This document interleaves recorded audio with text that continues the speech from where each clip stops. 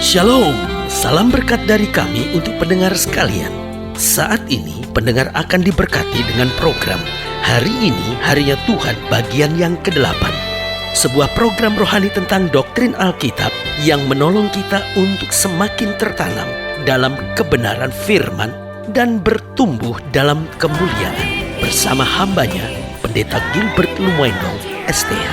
Banyak orang merasa doktrin Alkitab sebagai sesuatu yang membingungkan. Tetapi tahukah saudara bahwa doktrin Alkitab intinya adalah memahami Alkitab dengan benar, dengan pemahaman yang sistematis, sehingga kita terus dapat tertanam di dalam kebenaran firman, sehingga kita terus bertumbuh di dalam kemuliaan Allah. Buka hati saudara sekalian untuk menerima berkat-berkat firman-Nya hari ini. Tidak ada satu orang pun yang merindukan kesusahan dalam hidupnya. Tetapi kalau kita bicara tentang kesusahan, maka kita harus jujur mengakui ada kesusahan yang terjadi akibat salah kita sendiri. Artinya begini, saya yang memang mengambil keputusan yang keliru, saya yang memang bersikap yang salah, karakter saya yang memang gak benar, sehingga saya menghadapi kesusahan. Tetapi yang kedua harus kita akui, ada kesusahan yang terjadi akibat dosa. Karena saya menjauh dari Tuhan, karena saya hidup dalam dosa, akhirnya saya harus bayar harga yang mahal untuk itu. Lalu yang ketiga, ada juga kesusahan yang terjadi akibat diizinkan Tuhan. Artinya begini, memang Tuhan sedang mengizinkan kesusahan ini terjadi, pasti otomatis dengan maksud yang baik. Karena saudaraku yang kasih dalam Tuhan, tidak pernah Tuhan izinkan sesuatu terjadi dalam hidup kita secara kebetulan.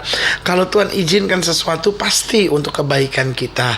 Ada kalanya Tuhan mau ingatkan kita sesuatu, ada saatnya Tuhan sedang mau mengkoreksi kita tentang sesuatu, ada saatnya Tuhan sedang mau melatih kedewasaan kita, ada saatnya Tuhan sedang mau mendidik kita, ada saatnya Tuhan sedang mau membuktikan mujizatnya dalam kehidupan kita yang kita nggak mengerti kenapa Tuhan izinkan. Tapi satu hal yang kita tahu, Tuhan yang mengizinkannya adalah Tuhan yang baik, yang tidak pernah mengecewakan kita. Karena itu saudaraku yang kekasih dalam Tuhan, waktu kita menghadapi kesusahan, kita perlu lihat kenapa kesusahan ini terjadi. Jangan-jangan ada keputusan yang salah, ada tindakan yang salah, ada karakter yang salah yang saya harus perbaiki. Atau yang kedua, kenapa kesusahan ini terjadi? Jangan-jangan karena saya hidup dalam dosa, saya harus bertobat, saya harus minta ampun sama Tuhan. Atau bisa juga terjadi karena memang Tuhan mengizinkan. Kalau Tuhan mengizinkan di tengah kesusahan, saya harus belajar bersyukur, saya harus belajar banyak dari Tuhan, sehingga kesusahan akan menjadi batu loncatan buat kita untuk melihat mahkota Allah dalam kehidupan kita. Haleluya. Selamat datang dalam program kita hari ini, Harinya Tuhan, sebuah program rohani yang kembali mengingatkan kepada kita betapa pentingnya kita menjadikan firman Tuhan sebagai dasar keseharian hidup kita. Karena selama kita menjadikan firman Tuhan sebagai dasar keseharian hidup kita, langkah-langkah ke depan kita penuh dengan kepastian, kemenangan, berkat, mujizat, dan perkara-perkara yang besar. Haleluya. Dan dalam program ini kita sedang membahas tentang kesusahan besar, yaitu kita sedang bicara tentang dibukanya materai terakhir atau materai ke-6 dalam rangkaian ke-6 materai yang dibuka oleh anak domba Allah ini. Kita tahu betul waktu materai pertama dibuka, kita lihat ada kuda putih yang keluar dan masuk ke dalam dunia. Lalu materai kedua dibuka, ada kuda merah padam yang keluar dan masuk ke dalam dunia. Lalu ketika materai ketiga dibuka, ada kuda hitam yang keluar dan masuk ke dalam dunia. Materai keempat, kuda hijau kuning masuk ke dunia. Lalu kita lihat ketika materai kelima dibuka, ada orang-orang percaya yang mati akibat kesaksian mereka dan karena firman Allah, dan mereka berhak mendapat jubah putih kata Alkitab. Lalu ketika materai ke-6 dibuka, apa yang terjadi? Saudara bisa lihat dalam Wahyu pasal 6 ayat yang ke-12. Di ayat yang ke-12 dikatakan, maka aku melihat ketika anak domba itu membuka materai yang ke-6, sesungguhnya terjadilah gempa bumi yang dahsyat, dan matahari menjadi hitam bagaikan karung rambut, dan bulan menjadi merah seluruhnya bagaikan darah.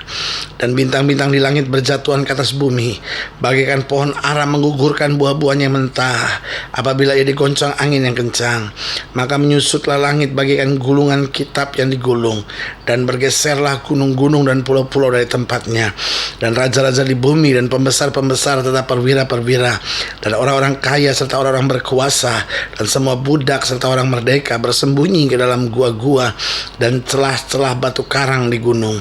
Dan mereka berkata kepada gunung-gunung dan kepada batu-batu karang itu, runtuhlah menimpa kami, dan sembunyikanlah kami terhadap Dia yang duduk di atas tahta dan terhadap murka anak domba itu, sebab sudah tiba hari besar murka mereka, dan siapakah yang dapat bertahan. Jadi saudaraku yang kasih dalam Tuhan, meterai ke-6 ini ditandai dengan 3 hal besar. Yang pertama, akan datangnya kekacauan pada alam. Jelas dikatakan mulai dari ayat yang ke-12, dikatakan, lalu gempa bumi dahsyat terjadi, matahari menjadi hitam bagaikan karung rambut, bulan menjadi merah seluruhnya, bintang-bintang di langit berjatuhan. Lalu dikatakan pada ayat yang ke-14, menyusutlah langit bagian gulungan kitab yang digulung, dan tergeserlah gunung-gunung dan pulau-pulau dari tempatnya. Berarti apa yang terjadi? Akan datangnya kekacauan pada alam. Dan saudaraku yang kasih dalam Tuhan, ketika alam mulai menjadi kacau, manusia mulai menjadi begitu ketakutan, sehingga di sini akan terjadi orang yang jahat akan tambah jahat. Kenapa? Karena ketika kekacauan alam terjadi, dia akan lari ke dukun, dia akan minta petunjuk-petunjuk kuasa kegelapan, dan manusia di sini mulai akhirnya ikut arus. Dan saudaraku yang kasih dalam Tuhan, manusia yang jahat akan bertambah jahat. Nggak akan ada orang yang bisa setengah-setengah di zaman ini, tetapi sebaliknya orang yang baik akan lari kepada Tuhan, akan hidup dalam kebenaran, hanya bergantung pada Allah saja, dan akan ada kedahsyatan mujizat yang luar biasa. Alkitab bilang, oh, pulau-pulau akan pindah, gunung-gunung akan digeser. Kita baca ayat ini, kita pikir ini apa maksudnya? Saudaraku yang kasih dalam Tuhan, bukankah saudara lihat hari-hari yang terjadi semuanya itu? Pantai mulai direklamasi. Betul, tujuannya baik, tetapi bukankah ekosistem alam kemudian mulai berubah? Apa yang terjadi selanjutnya? Banjir mulai di mana-mana, karena Tuhan sudah menempatkan batas-batas air, tapi manusia mulai melanggarnya. Manusia mulai mereklamasi pantai, jadi laut-laut digeser. Apa yang terjadi? Banjir mulai menerpa, gunung-gunung mulai digali, diratakan, dibuat jalanan-jalanan, dibuat lapangan golf. Saudaraku yang kasih dalam Tuhan, gunung-gunung mulai dipindah. Jadi kita lihat hutan-hutan tempat resapan air mulai dijarah oleh manusia-manusia serakah, hanya dengan katanya, oh ini kan untuk kepentingan masyarakat, kita mau ambil kayunya untuk furniture dan segala sesuatunya. Betul, tidak salah, tetapi saudaraku yang kasih dalam Tuhan, kan mesti ada hitung-hitungannya. Kalau orang ambil kayu di hutan, apa yang harus dibuat oleh yang lain? Minimal harus ada reboisasinya. Tapi saudaraku yang kasih dalam Tuhan, sekarang demi kekayaan segelintir manusia, bumi ini dijarah habis-habisan, sehingga bumi sepertinya sedang berontak karena diperlakukan secara kasar oleh manusia. Kacau pada alam. Itu yang Alkitab sudah gambarkan. Sehingga yang baik akan tambah baik, tapi yang jahat akan bertambah jahat. Tapi bukan hanya itu. Di ayat yang ke-15 dikatakan, dan raja-raja di bumi dan pembesar-pembesar serta perwira-perwira, orang-orang kaya serta orang-orang berkuasa dan semua budak serta orang merdeka bersembunyi dalam gua dan celah-celah batu karang di gunung. Yang kedua, dalam meterai ke-6 ini akan datangnya kegoncangan banyak kekuasaan. Akan ada banyak kudeta-kudeta yang terjadi. Raja-raja harus bersembunyi. Saudaraku yang kasih dalam Tuhan, kalau saudara lihat sekarang di berita-berita, di TV, saudara baca di koran, saudara akan jumpai banyak kejadian seperti itu. Pemimpin-pemimpin negara harus mengungsi. Pemimpin-pemimpin negara diisolasi. Kenapa? Karena kekuasaan yang mulai digoncangkan, dikudeta oleh orang-orang tertentu, dan orang-orang kaya mulai tambah ketakutan. Kenapa? Karena kekayaan juga bisa dijarah habis-habisan. Orang miskin lebih bingung lagi karena situasi semakin tak menentu. Saudaraku yang kasih dalam Tuhan, dalam situasi seperti ini gak ada lain yang bisa kita harapkan kecuali iman kepada Tuhan, bahwa kita selamat, kita aman, kita tenang, karena pembelaan kita bukan datang dari manusia, tapi pembelaan kita akan datang dari sorga. Lalu ketika meterai ke-6 dibuka, apa juga yang terjadi? Lihat ayat 16. Di ayat 16 dikatakan, dan mereka berkata kepada gunung-gunung dan kepada batu-batu karang itu, runtuhlah menimpa kami dan sembunyikan kami terhadap dia yang duduk di atas takhta dan terhadap murka anak domba itu. Jadi lihat yang ketiga, akan banyak orang mengharapkan mati, namun tidak terjadi kematian. Saudaraku, banyak orang hari ini sedang berteriak, udah lebih baik saya matilah, lebih baik saya matilah. Kenapa? Karena memang banyak orang hari ini sedang mengharapkan mati. Tidak sedikit orang yang bunuh diri, lompat dari ketinggian, minum racun serangga. Kenapa? Karena nggak tahan dengan penderitaan demi penderitaan, tekanan demi tekanan. Orang-orang kaya mulai bunuh diri. Dulu kita tahu orang miskin yang bunuh diri, tapi sekarang orang-orang kaya bunuh diri. Orang-orang yang punya segala-galanya merasa ingin mati, akhirnya tenggak narkoba, minum racun serangga, lalu berbuat hobi-hobi yang berbahaya. Jawaban saya sederhana. Alkitab memang sudah menubuatkan. Alkitab memang sudah menubuatkan bahwa kesusahan besar, the great tribulation, will be coming, akan datang, akan hit the world, akan menghempas bumi ini. Tetapi saudaraku yang kekasih dalam Tuhan, Alkitab tegas berkata, orang yang bertahan sampai kesudahannya akan beroleh selamatnya.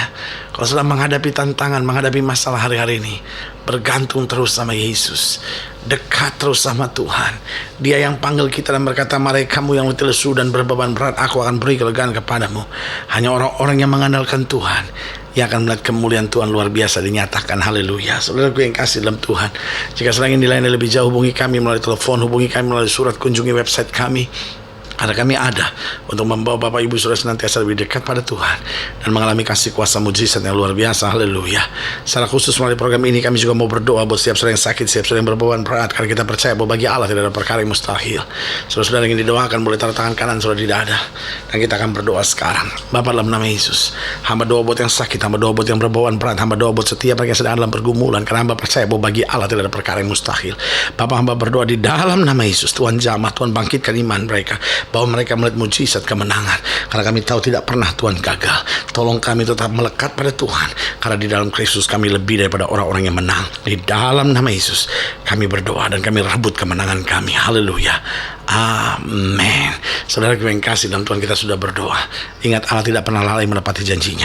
Inilah saatnya buat kita untuk bangkit bersemangat, bersuka cita dalam menghadapi segala perkara, karena kita tahu Yesus tidak pernah gagal. Yesus beri yang terbaik. Yesus selalu berjalan keluar buat setiap kita yang percaya. Doa saya menyertai saudara.